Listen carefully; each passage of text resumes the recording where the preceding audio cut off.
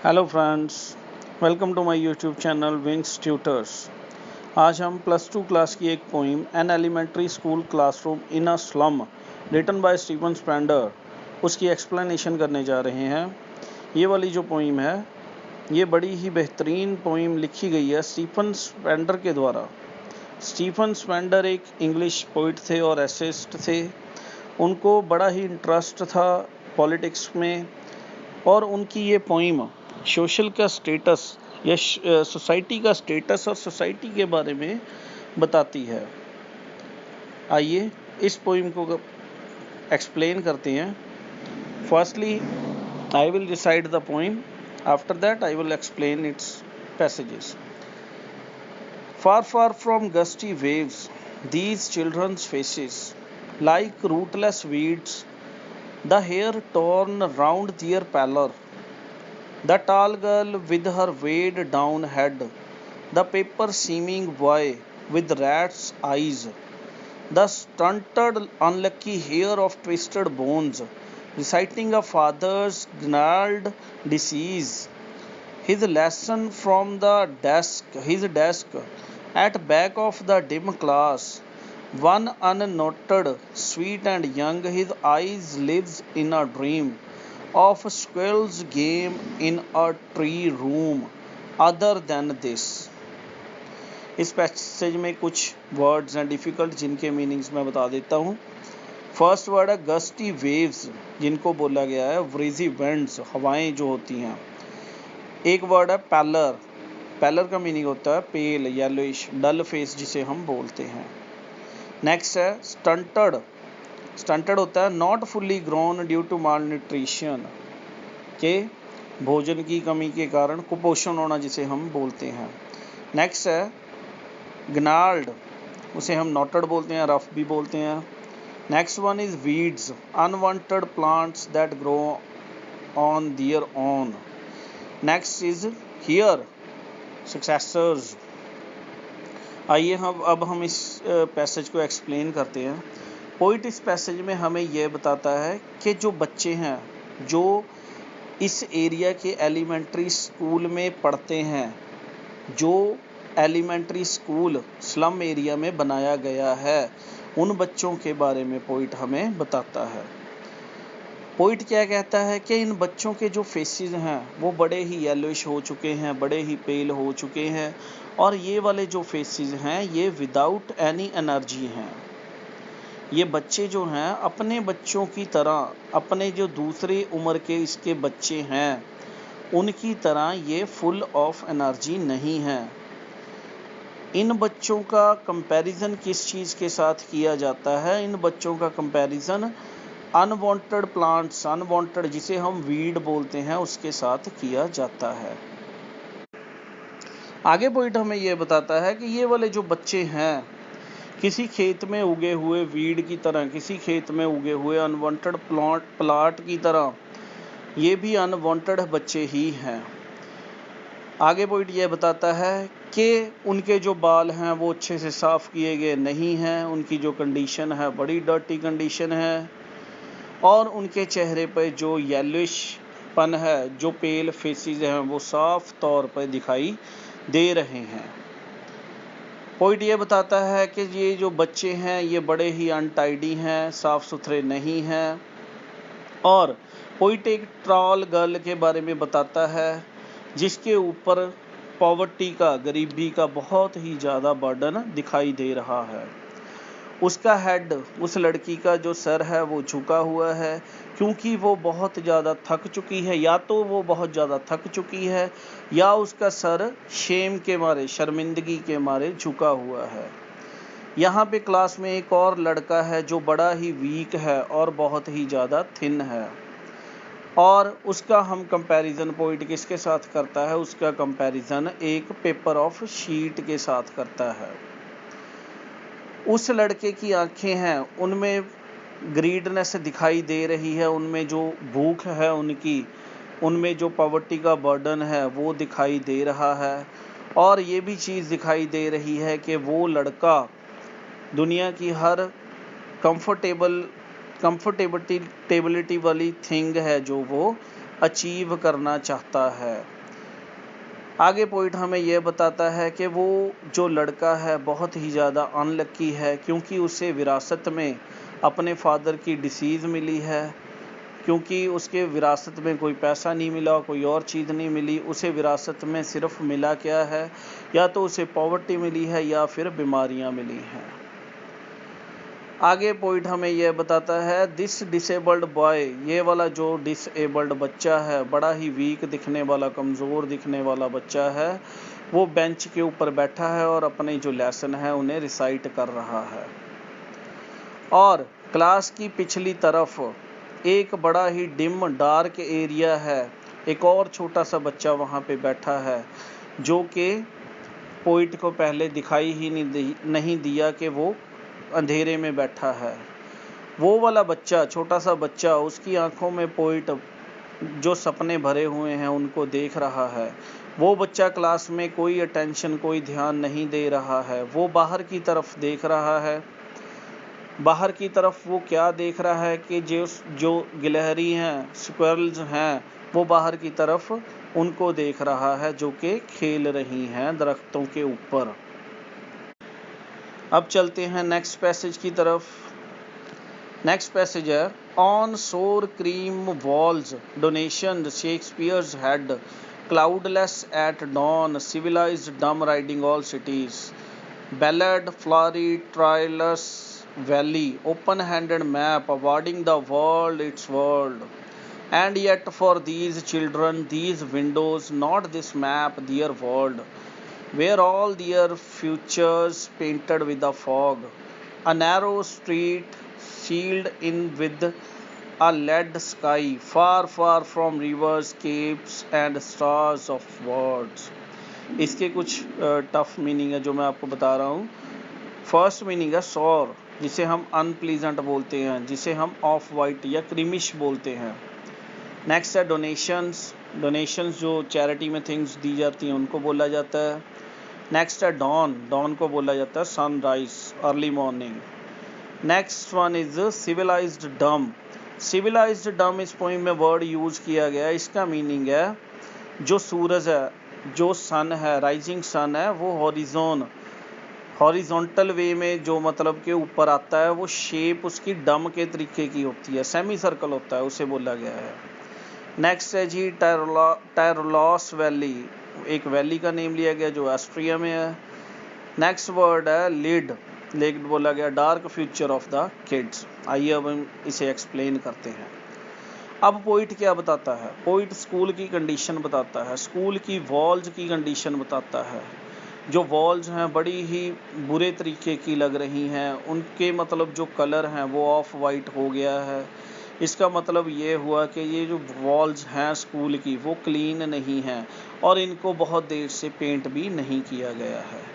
अब ये वाली जो दीवारें हैं, वॉल्स हैं, इनको अलग अलग चार्ट्स के साथ, अलग अलग इमेजेस के साथ मतलब ढका गया है। इनके जो ऑफ वाइटनेस है, इनका जो गंदापन है, वो चार्ट्स के साथ या अलग अलग इमेजेस के साथ ढका गया है। ये वाले चार्ट्स, ये वाली इमेजेस अलग अलग लोगों के द्वारा डोनेट की गई हैं स्कूल को। यहाँ पे एक पिक्चर है शेक्सपियर की वॉल के ऊपर।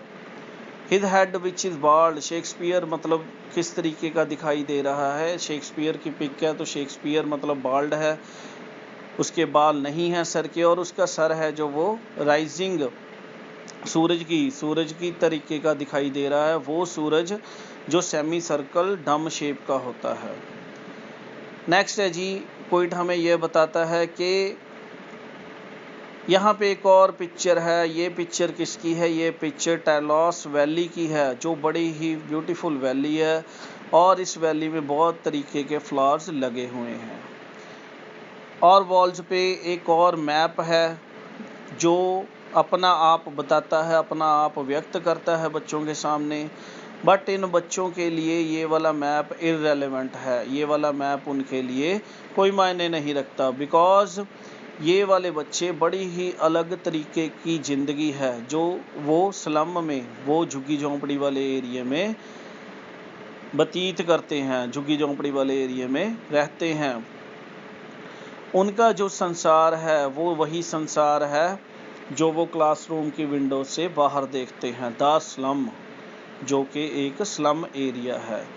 उनका जो फ्यूचर है वो बड़े ही अंधेरे से, अंधकार के साथ भरा हुआ है, डार्कनेस के साथ भरा हुआ है। पोइट उनका फ्यूचर कंपेयर करता है एक नैरो स्ट्रीट के साथ, जिसका मतलब है कि उनके फ्यूचर का आगे कोई भी स्कोप नहीं है। उनका फ्यूचर आगे ग्रो बहुत ही ज़्यादा मुश्किल तरीके से करेगा। ये वाले जो बच्चे हैं, ये वाले बच्चे एजुकेशन से बहुत ज़्यादा दूर हैं। ये वाले बच्चे नॉलेज से बहुत ही ज़्यादा दूर हैं, ड्यू टू दियर पॉवर्टी या due to their diseases. Next passage की तरफ चलते हैं। नेक्स्ट पैसेज है, surely Shakespeare is wicked the map a bad example with ships and sun and love tempting them to Stella, for lives that slyly turn in their cramped holes, from fog to endless night.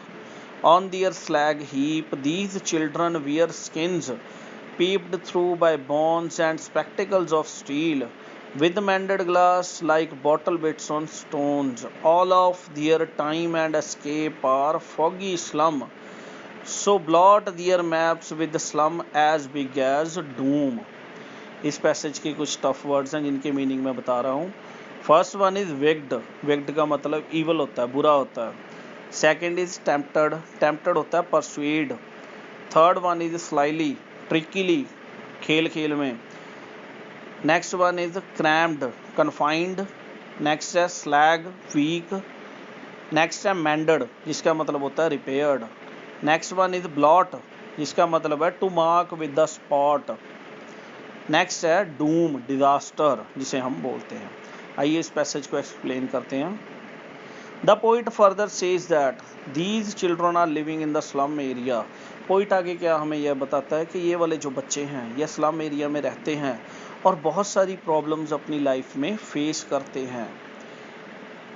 They feel every other person to be their enemy. ये हर एक दूसरे आदमी को, जो भी चाहे इनकी हेल्प के लिए ही क्यों ना आता हो, उसे अपना दुश्मन समझते हैं। इन बच्चों के लिए शेक्सपियर भी एक बुरा व्यक्ति है। ये वाले बच्चे मैप में, जो मैप है सिटी का या वर्ल्ड का इनके क्लास में लगा हुआ है, उसमें भी कोई अच्छी चीज़ नहीं ढूंढ पाते। इन बच्चों को किसी दूसरे व्यक्ति के द्वारा पसंद नहीं किया जाता, किसी के द्वारा प्यार नहीं इनको दिया जाता, इसलिए ये बच्चे हर एक को नफरत करते हैं। इन बच्चों की इच्छा क्या होती है? इन बच्चों की इच्छा यह होती है कि दूसरे आके हमें प्यार करें। ये वाले जो बच्चे हैं, स्लम एरिया वाले बच्चे हैं, छोटे छोटे घरों में रहते हैं और वहीं से यह एडजस्टमेंट सीख लेते हैं। इनकी जो लाइफ होती है वो कहाँ पे जाती है? एक ऐसी रात होती है जिसका कोई भी सवेरा नहीं होता, जिसका मतलब ये हुआ कि इन बच्चों का जो फ्यूचर है बड़ा ही डार्क होता है। ये वाले स्लम एरिया वाले बच्चे बड़े ही थिन होते हैं, ताकि इनको हर कोई इजीली पहचान सकता है, क्योंकि इनकी बोन्स हैं वो दिखाई देती होती हैं साफ तौर से, और इनकी जो स्किन की लेयर है वो बड़ी ही पतली होती है। उनकी स्किन कैसी होती है? पोइट ने ये भी बताया, उनकी स्किन ऐसी होती है कि जैसे कपड़ा, पतला कपड़ा होता है, वैसी उनकी स्किन होती है, जिसके नीचे से उनके जो बोन्स हैं वो आसानी से दिखाई देती हैं। These kids suffer from malnutrition. ये वाले बच्चे हैं जो कुपोषण का शिकार होते हैं, मतलब इनको प्रॉपर खाना नहीं मिलता, उस चीज़ का शिकार होते हैं। ये वाले बच्चे जो हैं स्पेक्टिकल्स पहनते हैं जो स्टील के बने होते हैं, जिनकी फ्रेम स्टील की बनी होती है और वो बड़े सस्ते और अनकंफर्टेबल होते हैं। और इनके जो लेंसेज होते हैं, इनका जो कांच होता है बीच वाला, वो भी रिपेयर किया गया होता है। जब कांच रिपेयर हो जाता है तो वो जो इनकी स्पेक्स है, स्पेक्टिकल्स हैं, वो इस तरीके के दिखाई देती हैं जैसे कांच को तोड़ा गया हो पत्थर के साथ और बाद में उसे जोड़ दिया गया हो। यहाँ पे पोइट यह एक्सप्लेन करना चाहता है कि ये जो बच्चे हैं वो बहुत ही अपनी लाइफ में हार्डशिप, माड़ा समा, बहुत ही ज़्यादा बुरा समय जिसे हम बोलते हैं, वो व्यतीत करते हैं।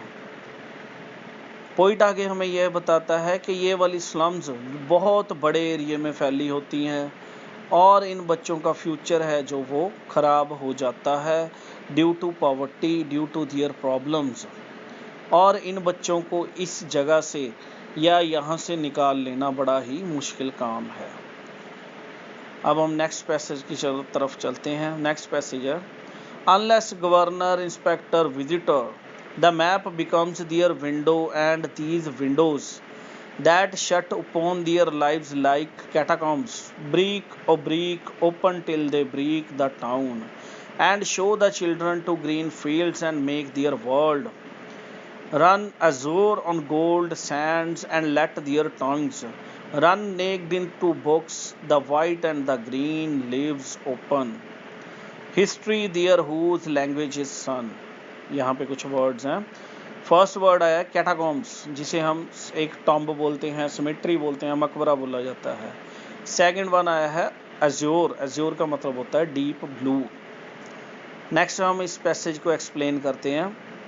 इस पैसेज में पोइट हमें यह क्या बताता है, पोइट हमें यह बताता है कि गवर्नमेंट को इन बच्चों की रिस्पॉन्सिबिलिटी लेनी चाहिए, गवर्नमेंट को कुछ इनिशिएटिव करने चाहिए इन बच्चों के लिए। ये वाले बच्चे जो क्या फेस करते हैं, प्रॉब्लम्स फेस करते हैं। पोइट आगे हमें ये बताता है कि ये वाले जो बच्चे हैं अपनी लाइफ को चेंज करना चाहते हैं, बट इनके पास प्रॉपर रिसोर्सेज नहीं हैं। ये जो संसार का मैप क्लास में लगा है, यह इनके लिए रियलिटी है, असलियत है। यहाँ पे एक ज़रूरत है कुछ ऐसे कामों की कि इनकी जो पॉवर्टी है जिसको दूर किया जा सके और प्रॉपर जो रिसोर्सेज है वो प्रोवाइड किए जा सके। पोइट क्या चाहता है, पोइट यह चाहता है कि जो गवर्नर है, जो लोग हैं, इन बच्चों के जो ड्रीम्स हैं उनको फुलफिल करने में मदद करें। पोइट क्या चाहता है कि जो इनके भविष्य के ऊपर फॉग, जो इनके भविष्य के ऊपर धुंध छाई हुई है, यह हटाई जाए, इसको दूर किया जाए किसी ना किसी तरीके के साथ। इनके जो फ्यूचर में अंधकार छाया हुआ है, अंधेरा छाया हुआ है, इसको दूर करके इनका फ्यूचर ब्राइट किया जाए। पोइट यह चाहता है कि ये बच्चे भी उस रेत को एक्सपीरियंस करें, गोल्ड सैंड जिसे बताया है, अच्छी रेत जिसे बताया है। और पोइट यह चाहता है कि ये बच्चे भी नेचर को फील करें, इनकी डिज़ायर भी अच्छी होनी चाहिए नॉलेज को गेन करने की। पोइट और क्या चाहता है इन बच्चों के लिए कि ये वाले बच्चे जब जाएंगे वाइट और ग्रीन लीव्स के बीच, उन पत्तों के बीच, here white leaves depict books and green leaves depicts nature. Poet ने मेटाफोरिकली वे के साथ हमें यह बताया है कि ग्रीन लीव्स को नेचर के साथ कंपैरिजन किया है, रिलेट किया है, और जो वाइट लीव्स पोइट ने बताए हैं उनको बुक्स बोला गया है। पोइट ये चाहता है कि बच्चे बुक्स की नॉलेज भी लें, ये अपनी नेचर को भी इंजॉय करें। और आगे पोइट हमें क्या चाहता है कि अगर ऐसा होगा तो यह अपने लिए एक ब्राइट फ्यूचर है जो वो सिक्योर कर सकेंगे और देश का भविष्य बनेंगे, आगे चल के देश को प्रोग्रेसिव वे में लेके जाएंगे। Okay, here's the end of our explanation. If you like this explanation, like my channel Wings Tutor. Thank you and have a nice day.